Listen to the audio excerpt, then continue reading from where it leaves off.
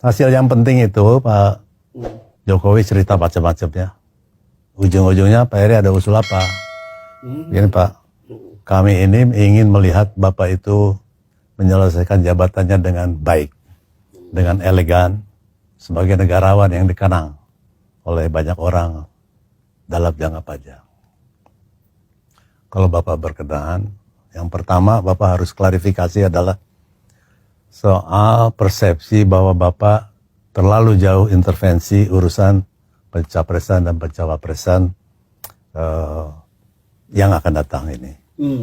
Syukur-syukur bisa dengan bukti Pak. Saya pikir itu perlu ditegaskan. Oh bagus Kak, dicatat. Oh dicatat? Yang nyatet siapa? Pak Pratik. Oh Pak Pratik. Bagusnya tolong catat. Biasa itu ya. Seneng dong kita. Terharu lah ya. Terharu. Terheru kalau ada Mas Heru. Terheru ya. Terus apa lagi?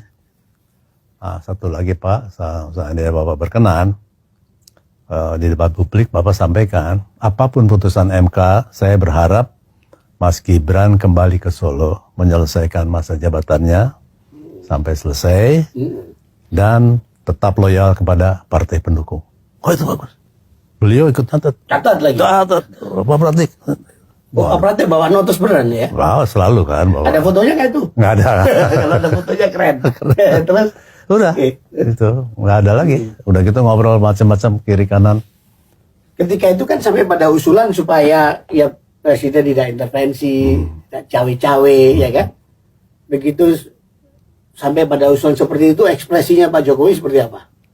Aku nggak tahu aku salah, nggak tahu aku salah lihat atau salah persepsi. Iya. Tapi aku lihat sih serius deh, beliau serius. Jadi ya, makanya aku senang.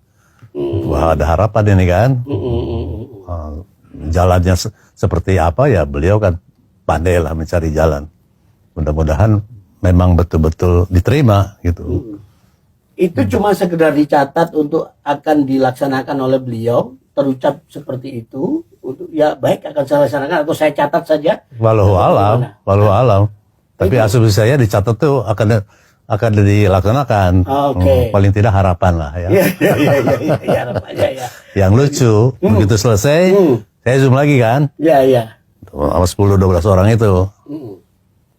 Ya satu-satunya yang positif cuma Mas Gun. Oh, alhamdulillah, mudah-mudahan dilaksanakan. Tapi selebihnya bilang, wah, Pak Heri kena prank.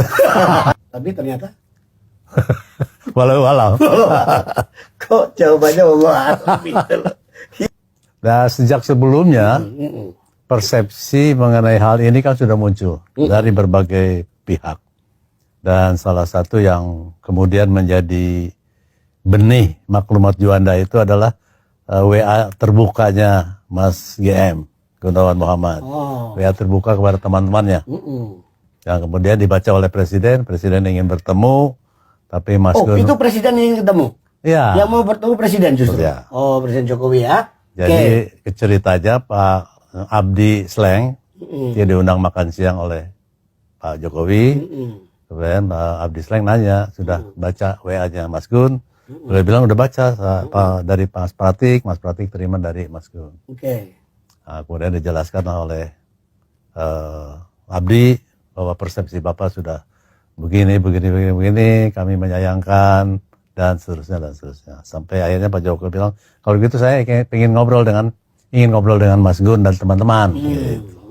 Selesai itu Abdi telepon Mas Gem lagi di Bali.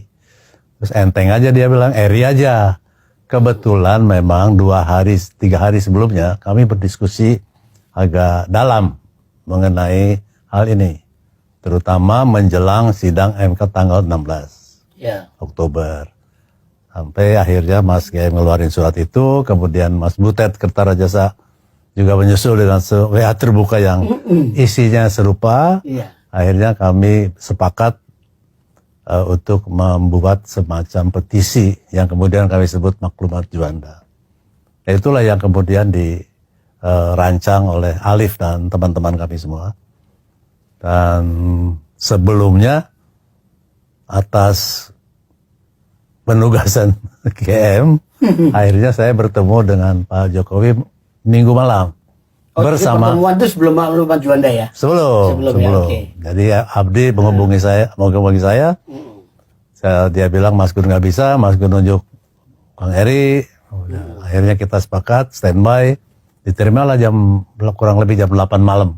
Siapa aja itu? Minggu malam. Siapa aja? Abdi, Pak Pratik, Pak Jokowi dan saya. Oke. Berempat Jadi aja. berempat pertemuan. Berempat, Oke. ya. Di mana itu, Pak? Di Istana Negara. Istana Negara di Jakarta ya? Jakarta.